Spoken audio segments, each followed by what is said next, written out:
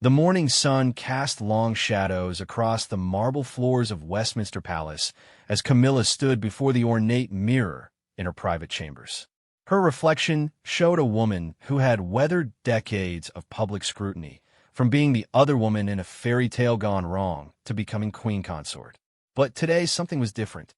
The weight of recent events pressed heavily upon her shoulders, though she held them high with practiced dignity. The palace had been unusually quiet for weeks. Staff members whispered in corners, their conversations dying whenever she approached. Even her most loyal ladies-in-waiting seemed distant, their smiles forced and their eyes avoiding direct contact. Charles had been increasingly absent, attending to matters of state that somehow always required him to be elsewhere. The isolation was becoming unbearable, but Camilla had survived worse. She had endured the hatred of a nation when Diana was alive, weathered the storm of public opinion, and emerged as queen. She would not be diminished now.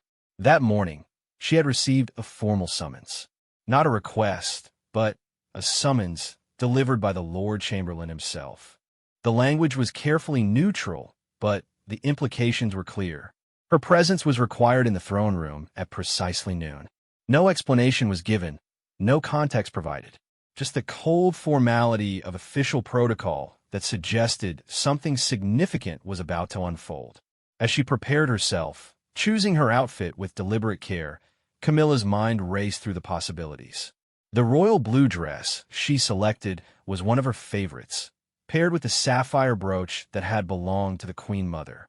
If this was to be some sort of confrontation, she would face it as a queen should, with grace and authority. Her hands trembled slightly as she fastened the clasp, but she steadied them through sheer force of will. The walk to the throne room seemed endless. Her heels clicked against the polished floors, each step echoing in the empty corridors.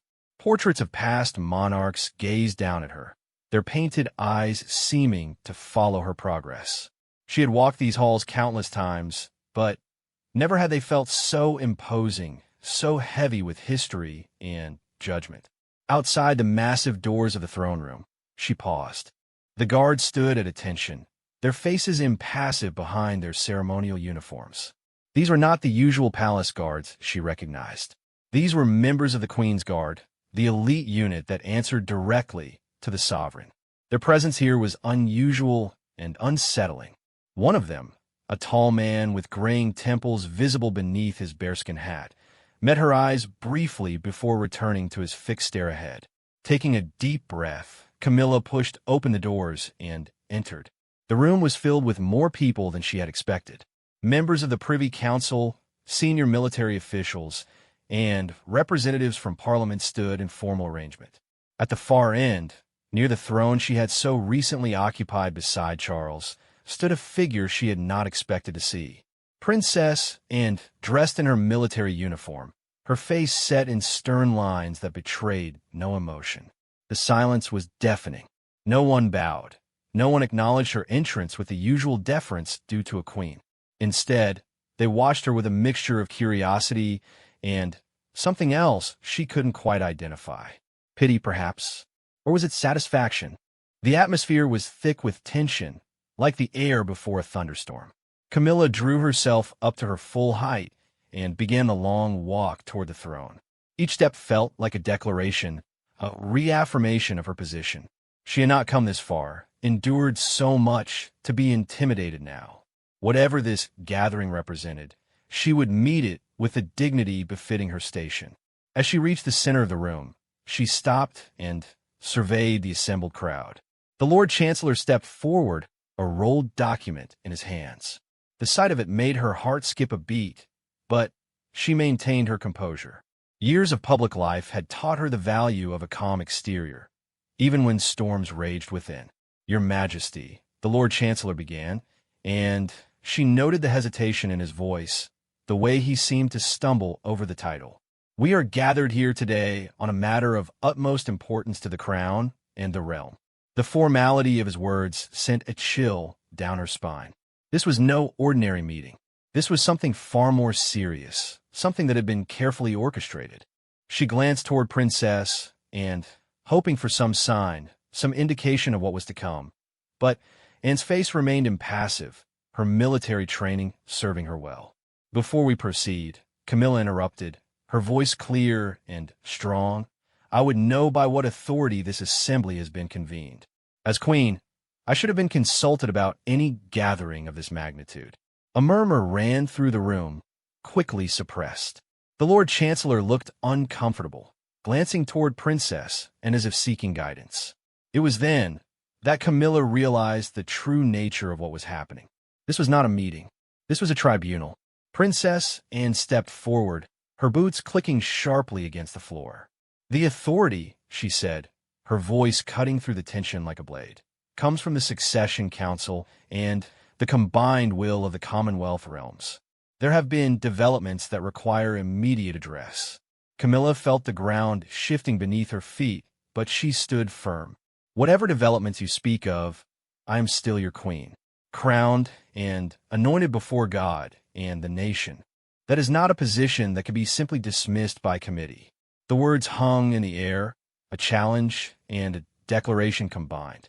She saw some of the assembled dignitaries shift uncomfortably, while others nodded slightly, as if she had said exactly what they expected. The guard at the door remained motionless, but she sensed their increased attention, their readiness for whatever might come next. Indeed, Princess Anne replied, her tone neutral but her eyes hard. You are correct that you are crowned and anointed. However, recent investigations have uncovered irregularities that call into question the validity of that coronation. The word irregularities was delivered with such clinical precision that it took a moment for the full impact to register. Camilla felt the blood drain from her face, but she forced herself to remain standing tall. This was the moment she had always feared might come, the reckoning that had haunted the edges of her happiness. What investigations? She demanded, her voice rising slightly despite her efforts to control it. What irregularities? I have served this nation faithfully as queen consort, and now as queen. I have done nothing but dedicate myself to the duties of the crown. The Lord Chancellor unrolled the document he had been holding, clearing his throat nervously.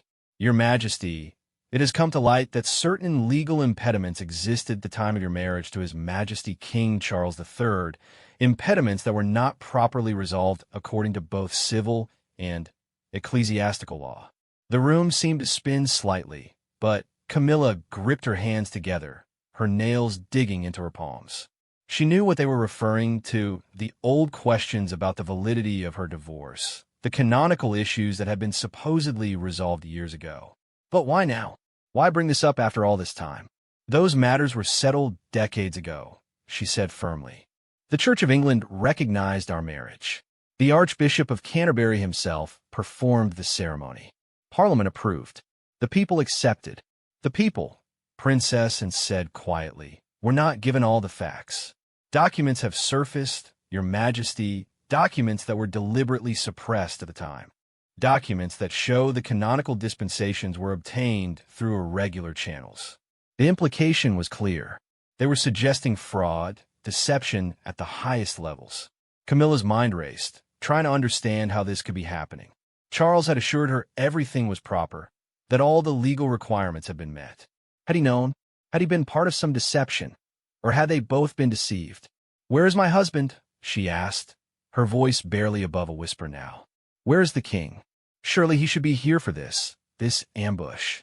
Another murmur ran through the room, and this time it was not suppressed. The Lord Chancellor and Princess Anne exchanged glances, and in that moment Camilla understood. Charles was not coming, whether by choice or by design. He had abandoned her to face this alone. The realization hit her like a physical blow, but still she stood.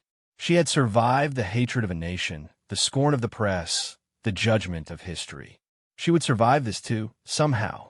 His Majesty, the Lord Chancellor said carefully, has recused himself from these proceedings due to the personal nature of the matter. He has, however, authorized us to proceed in his absence. Authorized. The word was like a dagger. Charles had not only abandoned her, he had sanctioned this humiliation. The man for whom she had waited decades, for whom she had endured public vilification, had ultimately chosen the crown over her. just as she had always feared he might.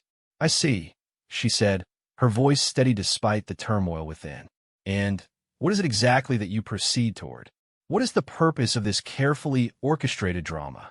Princess Anne stepped forward again, and this time there was something almost like sympathy in her eyes. "Almost, but not quite. The Succession Council has voted, Your Majesty. In light of the questions surrounding your marriage, and therefore your position, it has been decided that a formal inquiry must be held. During this time, your status as queen must be considered provisional." Provisional. They were not deposing her outright, but they were undermining her authority, questioning her legitimacy. It was a political maneuver of devastating effectiveness. She would remain queen in name, but everyone would know her position was under review. It was a public humiliation disguised as due process. "And if I refuse?" Camilla asked, lifting her chin defiantly. "If I maintain that I am your rightful queen, crowned and anointed, and that these proceedings are nothing more than a palace coup dressed in legal niceties?" The tension in the room ratcheted up another notch. Several of the military officials shifted slightly, their hands moving unconsciously toward their ceremonial swords. The guards at the door seemed to stand even straighter, if such a thing were possible. "That," Princess Anne said slowly, "would be most unfortunate. The stability of the crown requires that questions of legitimacy be resolved through proper channels. To refuse would be to place personal interest above the good of the realm." It was a trap expertly laid. If she submitted to the inquiry, she admitted there were questions to be answered. If she refused, she appeared to be clinging to power illegitimately. Either way, her position was fatally undermined. Camilla looked around the room, meeting the eyes of as many people as would look at her. Some glanced away quickly, unable to face her directly. Others met her gaze with varying degrees of sympathy, satisfaction, or simple curiosity. These were people she had worked with, hosted at state dinners, considered if not friends, then at least allies. Now, they stood as witnesses to her downfall. "I have served this nation," she said, her voice growing stronger with each word, "with dignity and dedication. I have undertaken hundreds of engagements, supported countless charities, and represented the crown with honor. I have been a faithful wife and a devoted queen. If that counts for nothing in the face of administrative technicalities, then perhaps the institution we serve is not worthy of such service." A gasp ran through the room. To question the worthiness of the crown itself was borderline treasonous, even from a queen. But Camilla was beyond caring. If they wanted to destroy her, she would not go quietly. "Your Majesty," the Lord Chancellor said urgently, "surely you do not mean to suggest—" "I suggest nothing," Camilla interrupted. "I state plainly that I am your queen, legally crowned and anointed. If you choose to question that based on documents conveniently discovered after all these years, then the questions you raise go far beyond my own position. You question the very legitimacy of the succession itself." It was a bold move, reminding them that to undermine her was to potentially undermine Charles and, by extension, the entire line of succession. She saw the calculation in their faces as they considered the implications. Princess Anne, however, seemed unmoved. "The succession is secure," she stated flatly. "The questions relate solely to the validity of one marriage and its subsequent impact on titles and positions. The king's legitimacy is not in question, only the status of his consort." And there was the final blow. They were separating her from Charles, isolating her as the problem to be solved. She was to be the sacrifice that would allow the monarchy to continue unblemished. Charles would remain king, but she would be erased a footnote in history, the woman who had almost been queen. "I see," Camilla said quietly. "And what would you have me do? Abdicate a throne I legally occupy? Renounce titles properly bestowed? Pretend that the last years of service meant nothing?" "We would have you," Princess Anne said, not unkindly, "accept the reality of the situation. The inquiry will proceed regardless. Your cooperation would make things easier for all concerned." Easier. They wanted her to go quietly, to accept her fate with grace and dignity, to be the scapegoat without protest. Camilla almost laughed at the bitter irony of all. She had spent her life being the one who waited, who accepted, who endured. But not this time. No, she said simply. The word fell into the silence like a stone into still water, sending ripples through the assembled crowd. The Lord Chancellor looked alarmed, Princess Anne's eyes narrowed, and the guard seemed to tense imperceptibly. Your Majesty, the Lord Chancellor began, but Camilla held up her hand. I said no. I do not accept your inquiry. I do not accept your questions. I am the Queen, and I will remain the Queen until such time as proper legal proceedings, not palace conspiracies, determine otherwise. If you wish to remove me, you will have to do so by force, and let the world see what the British monarchy has become. The challenge hung in the air. For a moment, no one moved, no one spoke. The entire room seemed to hold its breath, waiting to see what would happen next. Would they actually arrest the Queen? Would they drag her from the palace in full view of the press that was undoubtedly gathering outside? It was then that the tall guard from the door stepped forward. His movement was so unexpected that several people started. He marched with military precision to the center of the room, stopping directly in front of Camilla. For a heart-stopping moment, she thought he was going to arrest her. Instead, he removed his bearskin hat and placed it under his arm. His weathered face was grave, but not unkind. When he spoke, his voice carried the weight of authority that came not from rank, but from years of dedicated service. Your Majesty, he said, and the respect in his tone was genuine. I have served the crown for 30 years. I have stood guard for 3 monarchs, and have never once questioned my duty. But duty, true duty, requires more than blind obedience. The room was utterly silent now, everyone straining to hear what this unexpected interruption would bring. Princess Anne looked as surprised as anyone, her usual composure cracked by this deviation from script. The documents they speak of, the guard continued, I know of them. I was there when they were discovered, or rather, when they were created. The explosion of voices was immediate and deafening. The Lord Chancellor looked apoplectic. Princess Anne stepped forward as if to intervene, and several other guards moved uncertainly, unsure whether to stop their colleague or listen to what he had to say. Silence, Camilla commanded, and to her surprise, the room obeyed. Even in this moment of crisis, the authority of her voice carried weight.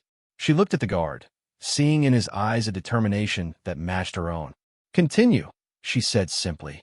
The documents are forgeries, he stated baldly. Expertly done, but forgeries nonetheless. I know this because I was assigned to the detail that was supposed to discover them. We were told it was for the good of the realm, that questions about your Majesty's legitimacy were undermining the monarchy and needed to be resolved one way or another. This is preposterous, the Lord Chancellor sputtered. Guards, remove this man immediately. But the other guards didn't move. They stood frozen, torn between their training and their conscience. The tall guard continued, his voice steady and clear. I have proof, he said, reaching into his jacket. Several people tensed, but he merely withdrew an envelope. Recordings of the meetings where this plot was discussed. Names, dates, everything. I could not stand by and watch an innocent woman be destroyed by lies, not even for the supposed good of the crown. Camilla felt her knees weaken, but she locked them, refusing to show any sign of collapse. This revelation changed everything. It meant she had been right to resist, right to declare her innocence.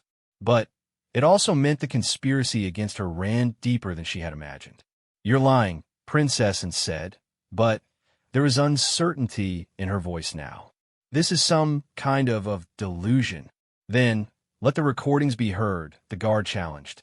Let a proper investigation be conducted. Not this kangaroo court designed to rubber stamp a predetermined outcome. If your Majesty is to be judged, let it be on facts, not fabrications. The room erupted into chaos.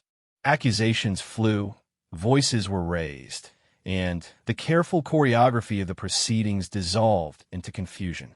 Through it all, Camilla stood like a statue, her mind racing to process this unexpected turn of events. Enough! Princess Anne's parade ground voice cut through the noise like a sword. This changes nothing. Even if these allegations are true, and I'm not saying they are, the fact remains that questions have been raised about Her Majesty's position. Those questions must be answered. But not based on lies, Camilla said, finding her voice again.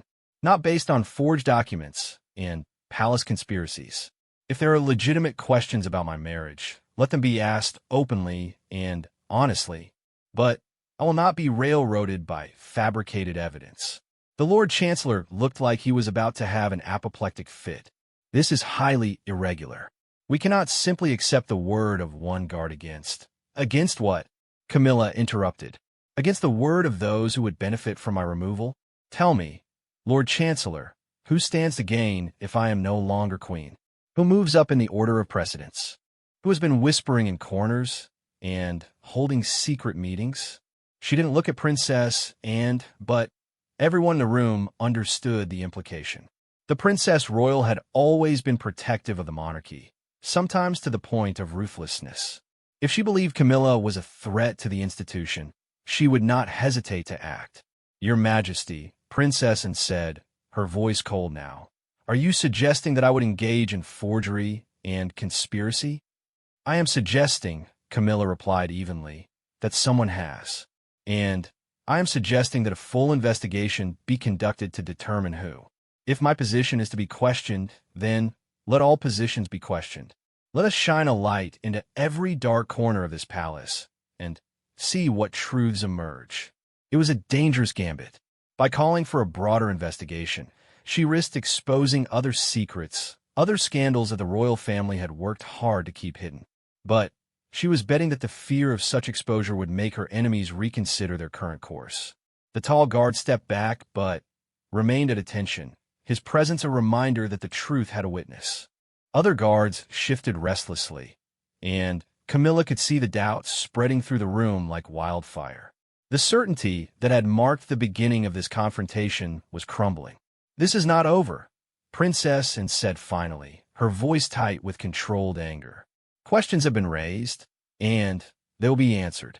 But, she paused, clearly struggling with the words, they will be answered properly, with all evidence examined and all witnesses heard. It was not a victory, but it was not a defeat either. Camilla had bought herself time, and more importantly, she had exposed the conspiracy against her. The battlefield had shifted, and now her enemies would have to fight in the open rather than from the shadows. I welcome a proper investigation, Camilla said, allowing a small smile to touch her lips. I have nothing to hide and everything to gain from the truth being revealed. But until such investigation is complete, I remain your queen, and I expect to be treated as such.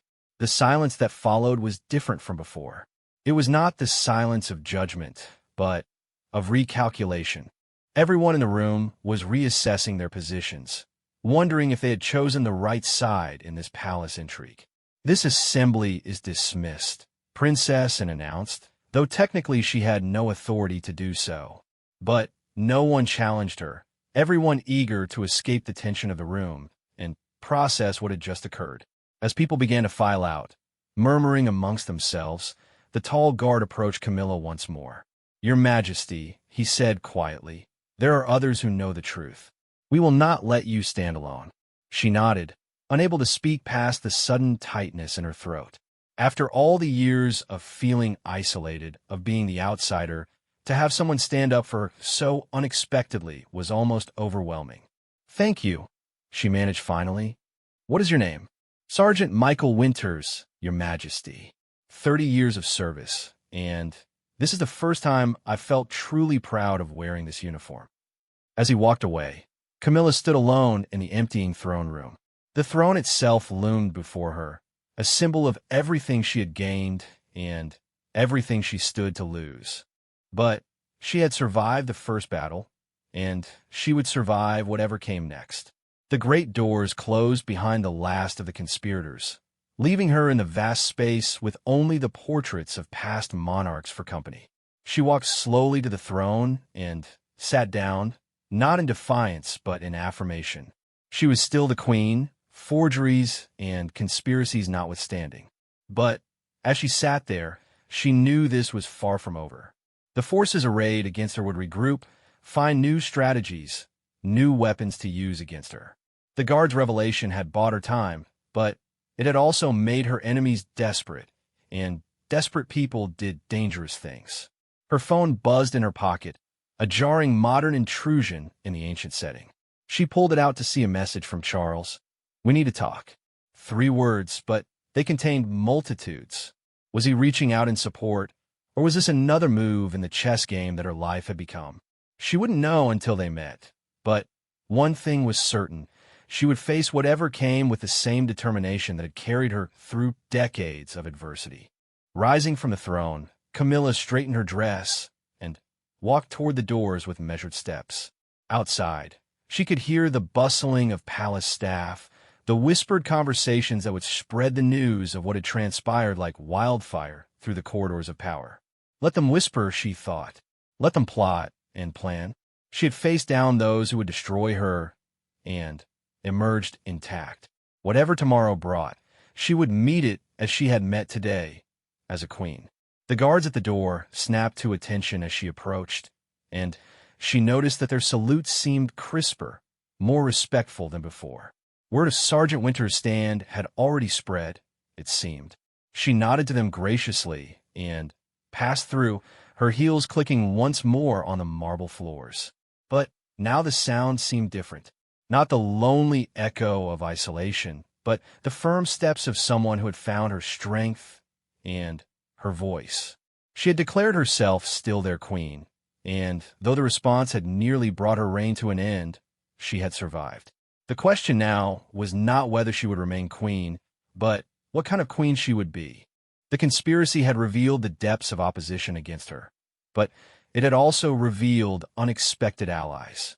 Perhaps it was time to stop trying to fit into the mold others had created for her and forge her own path. As she walked back to her chambers, Camilla made a decision. She would not wait passively for the next attack. She would take the initiative, expose the truth, and let the chips fall where they may. If the monarchy could not survive honesty, then perhaps it needed to be reformed. Her phone buzzed again. This time it was a message from an unknown number. "Your Majesty, there are more of us who know the truth. The real documents exist. Be ready." A chill ran down her spine, but it was accompanied by a surge of hope. The game was not over. In fact, it had only just begun, and this time she would not be playing defense. Entering her chambers, Camilla moved to the window that overlooked the palace gardens. Somewhere out there, her enemies were regrouping, planning their next move. But also out there were allies she hadn't known existed, people of conscience who valued truth over convenience. She thought of Sergeant Winters, risking his career and possibly more to speak the truth. Such courage deserved to be matched with her own. Tomorrow, she would begin her own investigation, her own search for the truth behind the conspiracy against her. But tonight, she would rest and gather her strength. The declaration that she was still their queen had nearly ended her reign, but it had also begun something new. She was no longer the woman who waited, who endured, who accepted. She was the queen who fought back, and the battle for her crown, and perhaps for the very soul of the monarchy itself, had only just begun. As the sun set over London, casting the palace in golden light, Camilla stood at her window and smiled. They had tried to destroy her with lies, but the truth, as it always did, had found a way to emerge. Tomorrow would bring new challenges, new battles to fight. But tonight, she was still the queen, and that was enough. The guard's response had brought their plans to an end, at least temporarily. But Camilla knew this respite was merely the calm before the storm. In the morning, she would meet with Charles and discover where his loyalties truly lay. She would gather her allies, few though they might be, and plan her counteroffensive. The forgeries would be exposed, the conspirators revealed, and justice, in whatever form it took, would be served. But all that was for tomorrow. Tonight, she stood at her window, watching the lights of London twinkle in the distance, and felt something she hadn't experienced in years: hope. The road ahead would be difficult, perhaps impossible, but she had faced the worst they could throw at her, and survived. She was still their queen, and she intended to remain so, no matter what it cost.